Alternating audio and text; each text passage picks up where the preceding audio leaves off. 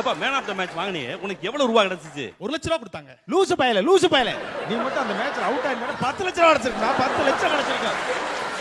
ஏய் அவர் என்ன சொல்றாரு தெரியுமா? நீ டக் அவுட் ஆனா 10 லட்சம் ரூபாய் கிடைக்கும்ன்றாரு. புரியாம இருக்கு. எல்லாம் மேட்ச் ஃபிக்ஸிங். என்ன புது பயலா இருக்க? ஒண்ணும் தெரியாத போல இருக்கேயா? ஏலப்பா. சரி படி. நல்லா ஆட தெரியுமா? என்னங்க இது கேள்வி?